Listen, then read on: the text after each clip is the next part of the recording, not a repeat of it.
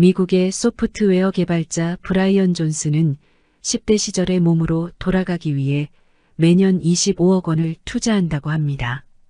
실제 그는 37세 수준의 심장 나이, 28세 수준의 피부 나이, 18세 수준의 폐활량과 체력 수준을 기록하고 있는 것으로 알려졌습니다. 그가 이렇게 젊어질 수 있었던 그의 비결은 무엇일까요? 실제로 존슨은 매달 고가의 검사를 받고 수혈을 받으며 면역 억제제와 혈당흡수속도를 느리게 만드는 보조제를 섭취하지만 그의 영노화에는 30여 명의 의사와 과학자들이 짜준 엄격한 생활 습관을 지키는 것이 핵심입니다. 느리게 나이 드는 비밀의 해답은 이미 우리 삶 속에 숨겨져 있습니다. 서울 아산병원 노년내과 정의원 교수는 이 사업가가 얻은 영노화의 효과를 아주 적은 돈과 3가지의 생활 습관만으로도 대부분 얻을 수 있다고 말하는데요. 오늘 소개해드리는 책, 당신도 느리게 나이 들 수 있습니다를 잘 들으셔서 25억의 효과를 얻으시길 바랍니다. 그럼 3가지가 무엇인지 책 속으로 들어가 보겠습니다. 첫 번째, 소식의 채식 위주의 식사. 자연스러운 식욕인가, 인위적인 식탐인가? 우리가 먹는 것이 혈당을 제어하는 인슐린, 보상과 탐닉을 만드는 도파민과 엔도르핀, 스트레스와 화이시아신 노르에피네프린과 코르티솔의 분비를 조절한다. 그래서 식사를 통해 이 3종류의 호르몬을 잘 다스리면 해결되지 않던 문제들도 저절로 사라진다. 당분이 함유된 음식이나 정제된 곡물로 만들어진 음식은 혈당을 빠르게 많이 올리는 만큼 중독성이 매우 높다. 냄새만 맡아도 도파민 신호를 자극하며 입을 통해 뱃속에 들어가 혈당을 올리는 모든 단계에서 도파민을 분비시킨다. 엔도르핀도 여기에 합세한다. 그렇게 상승한 혈당을 인슐린이 떨어뜨리면 노르에피네프론과 코르티솔이 폭발적으로 분비된다. 마약과 정확히 같은 작용을 한다. 그래서 펜타닐 같은 합성 마약에 중독되지 않으려면 아예 시작을 하지 않는 수밖에 없듯 단순당과 정제곡물도 피하는 수밖에 없다. 술은 어떨까? 섭취 직후 혈당을 올리지 않는다는 것만 빼면 단순당, 정제곡물과 완벽하게 같은 결과를 초래한다. 단순당, 정제곡물, 술은 가속노화 체형을 만드는 고성능 연료다. 따라서 이 3가지를 피하는 것이 자연스러운 식사의 기본이다. 그런데 단순당과 정제곡물이 나쁜 역할만 하는 것은 아니다. 전신 근육을 자극하는 고강도 신체 운동을 충분히 한 직후에는 단순당과 정제곡물을 근육량 증가의 가속 페달로 이용할 수 있다. 근육의 포도당 수용체가 완전히 열려있는 상황에 한해서 말이다. 단순당과 정제곡물을 흡수해서 생긴 체내 포도당은 인슐린 분비를 촉진해서 근육 단백질의 생성을 돕는다. 또한 근육으로 뛰어가 에너지원으로 사용되거나 저장될 수 있다. 단순당, 정제곡물 섭취 직후에 부교감신경 활성화를 수면제로 이용할 수도 있다. 너무 많이 섭취하면 상당량의 인슐린이 분비된 결과 저혈당이 초래되어 새벽에 깰 수 있다. 단순당과 정제곡물은 수면제라고 했다. 그런데 사람들은 이것을 아침, 점심과 간식으로 먹는다. 이렇게 해서 졸리면 잠을 이겨내기 위해 또 커피를 마신다. 혈당이 떨어지면 스트레스 호르몬이 분비되어 정신이 혼미해진다. 결과적으로 두뇌가 정상적으로 평온해질 시간을 주지 않아 과업에 몰입할 수 없는 생리학적 상황을 만든다. 단순당과 정제곡물 때문에 분비된 인슐린은 물과 소금을 체내에 잡아둔다. 이렇게 낮 동안 생겨난 부종은 그 자체로 불편할 뿐 아니라 수면무호흡증을 일으켜 체내 코르티솔 수치를 높이고 혈압, 혈당을 전반적으로 악화시키는 가속 노화에 기여한다. 이러한 단순당과 정제곡물은 대부분의 음식에 광범위하게 함유되어 식품 산업에 종사하는 수많은 연구자의 노력과 만나 사람들의 입맛을 사로잡는다. 그러나 개인이 생활하면서 이러한 자극 요인들을 끊어내는 것은 그리 어렵지 않다. 하루 정도 당분이 없고 탄수화물 함량이 낮은 식사를 실험적으로 해보는 것으로도 충분하다. 당분이 없는 식물성 단백질 파우더와 올리브 오일의 열량 비율을 1대2로 맞춰 평소 섭취하던 열량의 75% 정도를 섭취하고 이와 함께 삶은 렌틸콩을 주섬유소로 먹는 것이다. 예를 들어 분리대두 단백 20에서 25g, 올리브 오일 20에서 25g, MCT 오일 2에서 3g을 물 250ml와 섞어서 섭취하는 식이다. 렌틸콩은 건조 중량 30에서 40g 정도를 삶아서 곁들인다. 견과류나 토마토처럼 당분이 없는 식품은 간식으로 충분히 섭취해도 상관없다. 평소 외식을 자주 하던 사람이 3일 정도 이 비율대로 식사하면 흥미롭게도 그동안 느꼈던 식욕이라는 것이 상당히 인위적인 현상이었다는 점을 깨닫는다. 혈당 변화가 거의 없는 일상생활에서 무언가 먹고 싶다는 생각이 별로 떠오르지 않기 때문이다. 상당량의 부종도 몸에서 빠져나간다. 당분과 소금이 몸에 들어오지 않아 인슐린도 사라져버린 상태이기 때문이다. 이전에 지필한 지속 가능한 나이 들면서 3차원 절식을 소개한 바 있다. 첫 번째로 단순당과 정제 곡물 섭취량을 줄여서 식욕 중추가 정상화되면, 두 번째로 하루 24시간 동안 에너지를 섭취하는 시간이 줄어들고, 세 번째로 총에너지 섭취량이 자연스럽게 줄어든다는 개념이다. 지금까지 설명한 인슐린, 도파민, 노르에피네프린, 코르티솔의 역할에 이 개념을 더하면 다이어트의 핵심은 에너지 섭취량 자체를 줄이는 것이 아니라 줄인 에너지 섭취량을 보충하는 방식에 있다는 것을 알 수 있다. 물만 먹어도 살이 찌는 사람이 있는가 하면 아무리 배불리 먹어도 살이 찌지 않는 사람이 있다. 기저질환과 유전적인 특성은 차치하고 지금까지 이야기한 몸의 대사적인 특성만 이해하면 아무리 배불리 먹어도 살이 찌지 않는 사람이 될 수 있다. 이는 과잉 에너지를 열로 태울 능력이 있기 때문이다.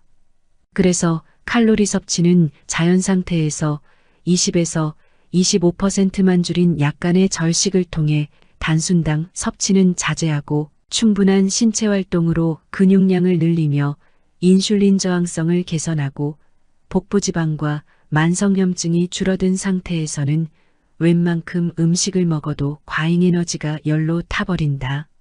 특히 절식을 하면 가속 노화 사이클이 점차 둔화될 뿐 아니라 여러 임상 연구에서 확인된 노화 지연 체계가 다방면으로 활성화된다. 단순히 뱃살이 빠지고 혈압이 정상화되는 표면적 효과를 넘어서서 사람 안에서 돌아가는 노화의 시계를 느리게 만드는 것이다. 조금 더 깊게 들어가 보자. 단순당과 정제 곡물 섭취는 피하더라도 탄수화물을 아예 먹지 않고 살 수는 없다. 탄수화물은 가장 구하기 쉬운 연료이며 탄수화물을 충분히 섭취해야 근육을 합성하고 유지할 수 있다. 그래서 탄수화물을 잘 먹으려면 자신이 먹는 탄수화물들의 흡수 속도를 이해해야 한다. 정제 곡물과 단순당은 극단적으로 혈당을 빠르게 많이 올리는 탄수화물의 형태다. 반대로 통곡물을 가공하지 않고 충분한 섬유질과 함께 섭취하면 혈당 곡선을 매우 평탄하게 만들 수 있다. 노화 속도를 느리게 만드는 약물이자 당뇨약 중 하나인 알파글루코시다 제억제제도 탄수화물 섭취 후 혈당 곡선을 평탄하게 만드는 역할을 한다. 이런 탄수화물의 특성을 깨닫고 자연에 가까운 식습관을 만들면 가속 노화 사이클에서 쉽게 빠져나올 수 있다. 자연스러운 탄수화물 섭취 습관을 만들면 되는 것이지 저탄수화물 고지방 식이가 필요한 것이 아니라는 점이 중요하다. 단순당과 정제 곡물 섭취를 피하는 자연스러운 식사는 식욕을 조절하는데 두 가지 추가적인 효과를 제공한다. 이는 식욕을 제어하는 호르몬인 렙틴과 관련이 있다. 첫째, 렙틴은 지방을 섭취하면 분비되는데 지방을 상대적으로 충분히 섭취하게 되어 더 많은 렙틴이 분비될 수 있다. 둘째, 렙틴에 대한 저항성을 서서히 개선하므로 더 적은 양의 렙틴이 분비되어도 쉽게 포만감을 느낄 수 있다. 우리가 먹는 음식들이 뇌에 작용하는 원리를 이해하는 것은 영화 매트릭스에서 네오가 빨간 약을 먹어 매트릭스의 실체를 확인하는 것과 비슷하다. 현대식품 산업이 만들어낸 중독의 굴레와 거짓말을 직시하는 과정이기 때문이다. 가장 우스꽝스러운 사례는 몸의 염증을 줄이고 체내 독소를 배출해준다는 해독 주스다. 어떤 재료를 갈고 짜 넣든 간에 탄수화물을 액체로 만들어서 들이켜면 즉각적으로 혈당이 상승하고 인슐린이 분비되며 곧바로 혈당이 떨어지기 때문에 몸이 정화될 리가 만무하다. 자연스럽지 않은 당 섭취가 끼치는 악영향을 실감하고 싶은가? 일단 2, 3일 동안 초저탄수화물 식이를 하거나 단순당과 정제 곡물을 일주일 이상 먹지 않는 상태를 유지한다. 그리고 평소에 즐기던 무언가를 먹으면 어떤 느낌이 드는지를 자세히 느끼고 기록해보자. 콜라나 오렌지 주스를 300ml 들이켜고 1시간 정도 지나면 음식을 찾아 헤매는 자신을 만나게 될 것이다. 지속 가능한 노화 예방 식습관.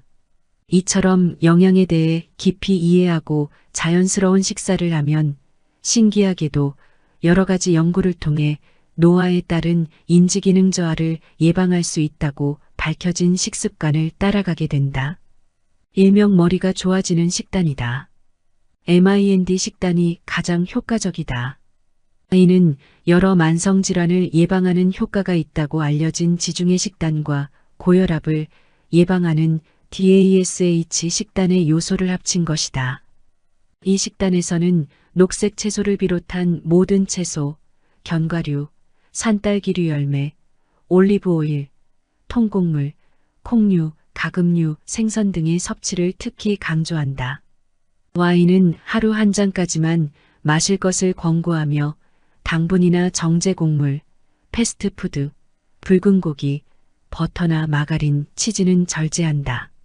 한 연구에서 약 5년 동안 식단에 따른 인지기능 변화를 관찰했는데 MIND 식단을 실천하는 사람들은 최악의 식습관을 유지한 사람들에 비해 무려 10년당 7.5년치의 뇌노화 지연 효과가 있었다. 남들은 10년 나이 드는 동안 2.5년만 노화했으니 뇌 노화 속도가 4분의 1로 느려진 셈이다. 지금까지 이야기한 노화 지연 효과를 단적으로 보여주는 사례다.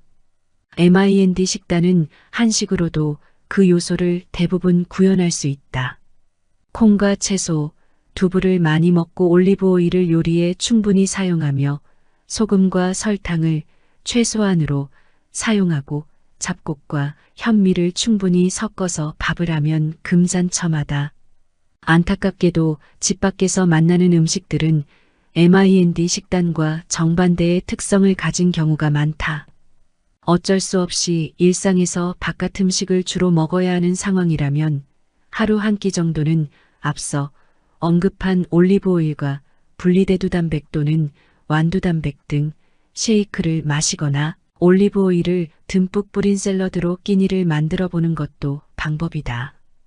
가속노화 식사를 할 수밖에 없는 상황이라면 단순당과 정제 곡물의 비중을 최대한 줄이고 내가 선택할 수 있는 식사에서는 가급적 MIND 식단의 요소들로 영양소를 채워보자. 식사와 영양의 파급 효과는 그저 체성분과 체형에 머물지 않는다. 식습관이 정상화되면 체중이 변하기 전에 며칠 이내에 머리가 개운한 느낌이 든다. 여기에 적절한 운동, 마음 챙김과 수면의 개선이 동반되면 2, 3개월 이내에 완전히 다른 사람으로 태어나는 큰 변화를 경험할 수 있다. 아무리 운동을 해도 늘지 않던 근육이 어느 순간 늘어나고 체중이 크게 줄지 않았는데도 허리가 잘록해진다. 같은 시간 잠을 자도 아침에는 활력이 더 느껴진다. 잘 기름칠된 기계처럼 머리가 싱싱 돌아가면서 보다 자주 몰입할 수 있게 된다. 자기 효능감이 개선되며 우울한 기분도 덜해진다. 몸에 이곳저곳이 쑤시던 것도 나아진다. 늘 배부르게 충분히 먹어도 살이 찌지 않는다. 어느 날 푸짐하게 먹으면 그 에너지는 지방이 아닌 근육에 저장되거나 근육량을 늘리는 데 사용되고 남은 것은 열로 태워질 것이다. 이처럼 균형 잡힌 식사는 이루 말할 수 없이 광범위하게 삶의 질을 개선하며 신체적, 정신적 고통을 줄이는데 효과적이다. 시간도 비용도 노력도 그다지 많이 들지 않는다. 두 번째, 잠 잘 자기. 초강력 가속노화 인자, 수면 부족. 몇 달 새 갑자기 치매에 걸린 것 같다며 진료실을 찾는 환자 중에는 인지기능 변화뿐 아니라 수면 이상과 기분 변화, 사고체계의 이상이 동시에 존재하는 경우가 있다. 대부분 기저만성 질환 병력이나 뇌사진으로는 임상 경과가 빠르게 진행되는 원인이 무엇인지 도무지 설명할 수 없다. 이런 경우 처음 환자가 느꼈던 불편함이 잠을 잘 이루지 못하는 증상이나 자꾸 새벽에 깨는 증상이라면 수면제를 처방받아 장기간 복용하다가 다른 정신적인 불편함이 함께 생긴 것일 수 있다. 잠이 문제였던 것이다. 대부분 스트레스성 수면 문제로 의사를 찾아 수면제를 처방받는 것이 시작이다. 이 수면제가 일단은 잠이 드는데 도움이 되기 때문에 계속 복용한다. 하지만 몇 주 이상 복용하면 수면제 없이는 잠을 이루기 어렵게 되니 수면제에 대한 의존성이 생겨난다. 문제는 수면제를 장기간 무분별하게 복용하면 수면의 효율성을 떨어뜨릴 뿐 아니라 인지나 기분에도 악영향을 줄 수 있다는 것이다. 실제로 약의 부작용을 겪는 상태에서 인지기능 검사를 해보면 일부는 치매로 진단될 정도의 결과가 나온다. 수면의 양과 질이 부족한 상태에서 불거져 나온 결과만 수면제로 억누르다가 애초에 걸리지도 않던 치매로 진단받는 안타까운 경우다. 실제로 순수한 알츠하이머병의 경우에도 대부분 수면 이상이나 우울감, 사고 이상이 동반된다. 그 원인이 무엇이든 수면 이상은 여러 가지 정신 건강상의 악순환을 형성하는 경우가 많다. 이를 해결하기 위해서는 수면 이상을 일으키는 원인을 면밀하게 찾는 것이 중요하다. 그 다음에는 그 원인을 치료하면서 수면제 복용을 중단해야 한다. 이 과정에서 자연스럽게 수면의 패턴, 양과 질이 회복되면 환자가 호소하던 치매 증세도 몇 개월에 걸쳐서 좋아지는 경우가 많다. 수면 부족은 초강력 가속노화 인자다. 수많은 연구를 통해 충분한 수면이 정상적인 건강을 유지하는데 필수라고 밝혀졌다. 하지만 여전히 우리는 잠에 인색하고 잠을 학대하는 경우가 많다. 하룻밤을 새는 것은 혈중 알코올 농도 0.08%와 비슷한 정도의 집중력 저하를 일으킨다. 이렇게 단기간에 극단적으로 수면 시간을 줄이지 않아도 약간의 수면 부족이 일정 기간 누적되면 비슷한 결과를 초래할 수 있다. 예를 들어 10일 동안 하루에 6시간만 수면을 취한 사람은 24시간 동안 잠을 안 잔 사람과 비슷한 수준의 집중력을 보인다. 이에 따르면 늦은 밤 생사의 갈림길에서 만난 대형병원 응급실 의사가 만취한 것과 비슷한 집중력과 판단력을 가진 상태일 가능성이 높음을 의미한다. 슬프지만 이것이 현실이다. 수면 부족은 스트레스 호르몬 분비를 증가시키며 심혈관계의 긴장도를 높여 심근경색 같은 질환으로 인한 사망 가능성을 높이고 면역력도 떨어뜨린다. 특히 만성 수면 부족은 광범위한 인지 기능에 장기적으로 영향을 주는데 수면 시간을 줄이면 노년기에 치매에 걸릴 가능성이 높아진다. 몇몇 연구에 따르면 만성 수면 부족은 치매 발병을 10년쯤 앞당길 수 있다. 이런 여러 가지 건강상의 해악을 예방하는 최소 일일 수면 시간은 평균 7에서 7.5시간이다. 수면 부족은 대뇌 기능을 즉각적으로 떨어뜨리는데 집중력과 장단기 기억력, 의사결정의 질에 모두 악영향을 준다. 그 결과는 마음 챙김되지 않은 상태, 곧 마음의 엔트로피가 매우 높은 상태다. 자제력이 저하되고 화가 나 있으니 해로운 자극원에 더욱 탐닉한다. 당연히 몰입이 불가능해지고 과업 수행의 효율성이 떨어지므로 업무 스트레스는 배로 증가하며 더 긴 시간 일을 해야만 하는 악순환이 이어진다. 어떻게 수면 문제를 해결할 수 있을까? 여성가족부가 발표한 2022년 청소년 통계에 따르면 한국 고등학생의 평균 수면 시간은 5.8시간이다. 의료기기 회사 필립스가 2021년 세계 수면의 날을 맞아 수행한 조사에 따르면 한국인의 평일 평균 수면 시간은 6.7시간에 불과하다.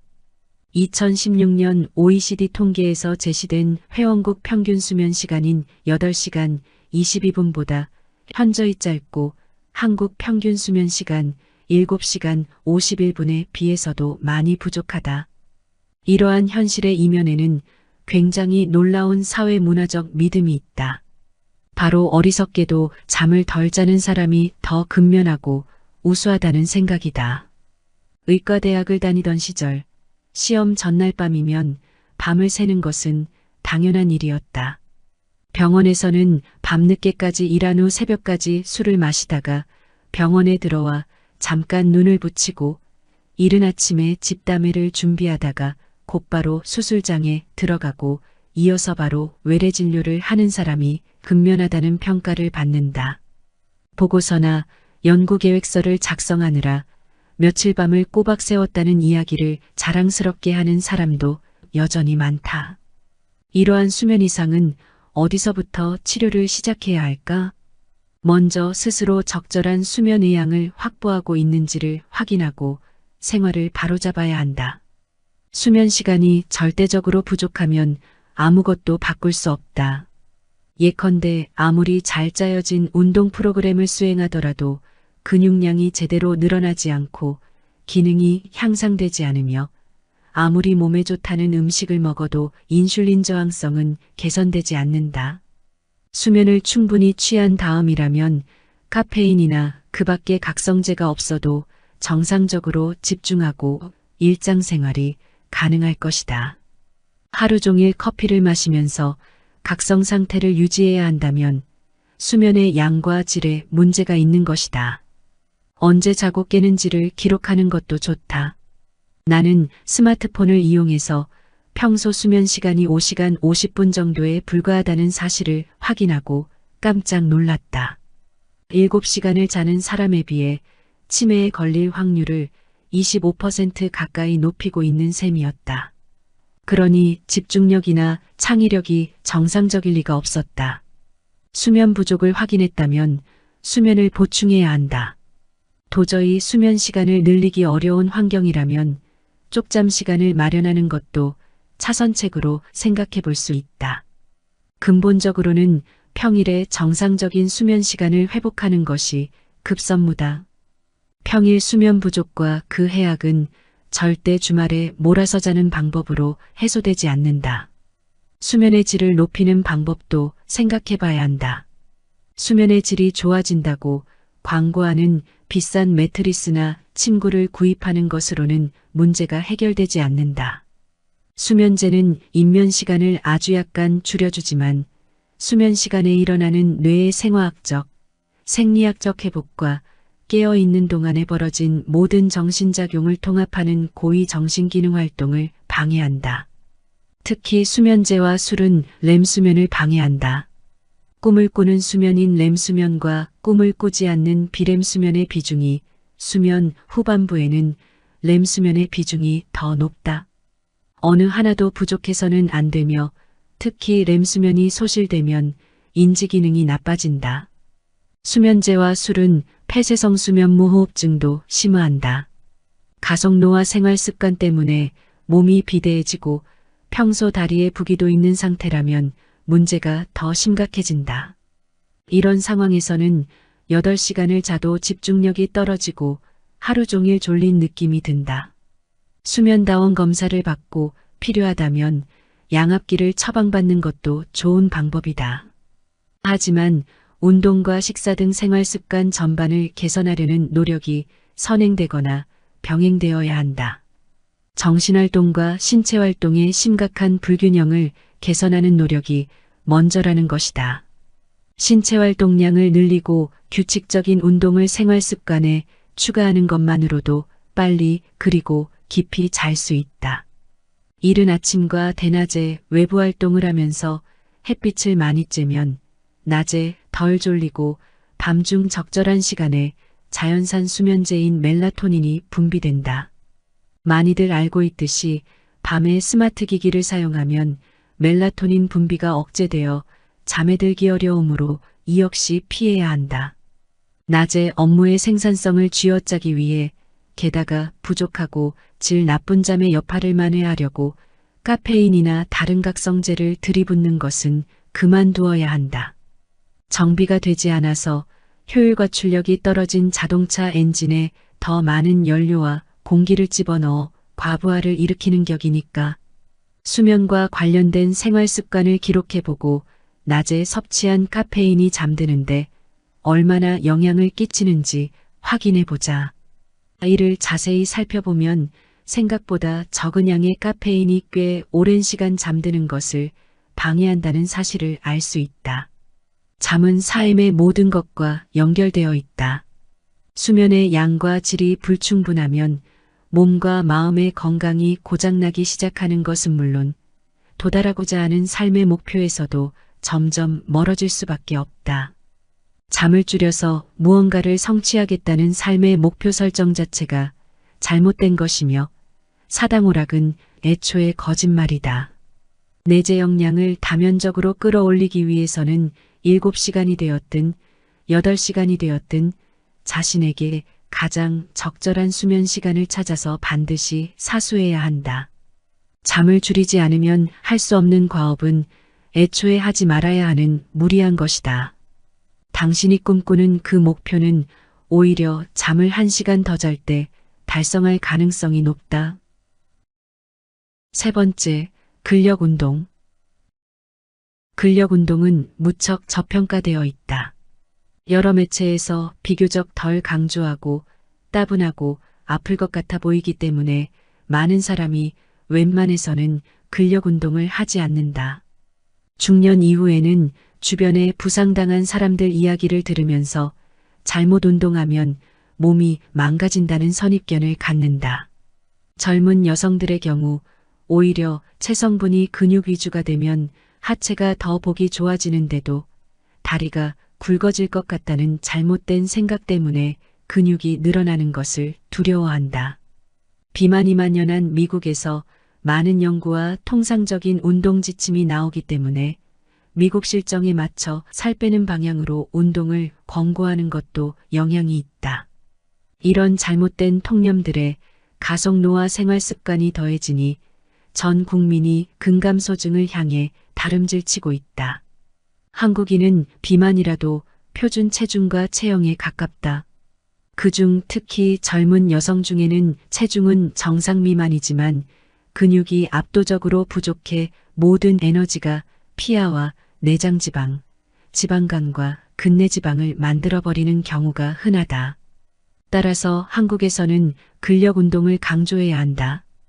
강도가 아주 높지는 않더라도 매일 근력운동을 반복하면 지연 발생 근육통도 줄어든다. 1개월만 꾸준히 해도 좋은 습관이 형성되어 힘들이지 않고 반사적으로 운동을 시작할 수도 있다. 2, 3개월 정도 계속하면 몸의 대사체계가 바로잡히고 근내지방이 빠지며 섭취한 에너지는 근육 성장에 사용된다. 모두 습관의 힘이다. 13일에 한 번만 제대로 운동을 하면 근손실을 막을 수 있다는 이야기도 옳다. 근육 회복을 위해 근력 운동을 하루는 쉬어야 한다는 이야기도 옳다. 하지만 다양한 근육을 적당한 강도로 자극하는 일반인 수준의 근력 운동은 웬만해서는 근섬유를 손상시키지 못한다. 근섬유의 손상과 재생이 운동 후 근력이 개선되는 주요 기전으로 알려져 있지만 이 또한 사실이 아니다. 근비대와 근력 향상은 운동이 주는 자극이 분자생물학적으로 변환되면서 신경근접합부의 효율성이 좋아지고 에너지를 만드는 미토콘드리아가 생성되며 근섬유를 구성하는 주요 단백질의 생성이 점차 늘어나는 등 여러 가지 복합적인 작용을 거쳐 일어나는 것이다. 근력 운동 후의 지연 발생 근육통은 이러한 여러 가지 과정에 동반되지만 이 통증이 있다고 해서 근섬유가 파괴되는 것은 아니다. 근력 운동 후에 근섬유가 파괴되는 것은 무척 드문 일로 이에 대한 원인으로는 듀시엔형 근위영양증이라는 희귀한 유전 질병을 의심해 볼 수 있다. 이 질병이 있으면 아무리 운동을 해도 근력이 향상되지 않고 오히려 파괴와 재생이 반복되면서 근력이 약해진다. 흔히 알고 있는 폭음, 매우 무리한 운동 등으로 근육이 녹는 상황에서도 근섬유 자체가 파괴되는 일은 드물다. 근력 운동 습관을 형성하는 초기에는 대부분이 쉬고 있던 신경근접합부를 활성화해서 근육을 효율적으로 바로잡기 때문에 매일 근력 운동을 하는 것이 좋다. 밥을 이틀 정도는 안 먹어도 몸에 큰 무리가 가지는 않지만 굳이 이틀에 한 끼만 먹을 필요는 없지 않은가. 이렇게 처음에는 자주 운동해서 점차 근육이 전반적으로 발달하고 나면 주일에서 2회 운동을 해주는 것으로도 충분히 발달한 상태를 유지할 수 있다. 올바른 방식으로 다양한 근육들을 꾸준히 활성화하면 근육과는 관련이 없어 보이는 많은 영역에서 변화가 나타나기 시작한다. 당장 눈에 보이지는 않지만 점진적으로 이동성 도메인의 내재 역량이 개선된다. 이는 전신의 내재 역량을 개선한다. 특히 노년층이 6주에 걸쳐 거의 매일 코어 운동을 하면 위식도역류, 소화불량, 변비, 과민성 방광, 불면 등 온갖 증세가 호전된다. 식욕 조절 이상, 우울감, 인지기능, 온몸의 통증도 개선된다. 자세와 체형, 체성분이 눈에 띄게 변화하기 시작하는데도 3개월이면 충분하다. 다른 사람이 되는 것이다. 노쇠한 90대의 노인도 이렇게 개선된 사례가 있으니 이미 늦었다는 생각으로 포기해서는 안 된다. 여기까지 책의 핵심 내용 정리를 마치겠습니다. 여러 여건상 책의 일부밖에는 전달해드리지 못하니 오롯이 저자의 뜻을 이해하시려면 꼭 책을 읽어보시길 추천드립니다. 영상이 도움되셨다면 구독, 좋아요 부탁드립니다. 끝까지 시청해주셔서 감사합니다.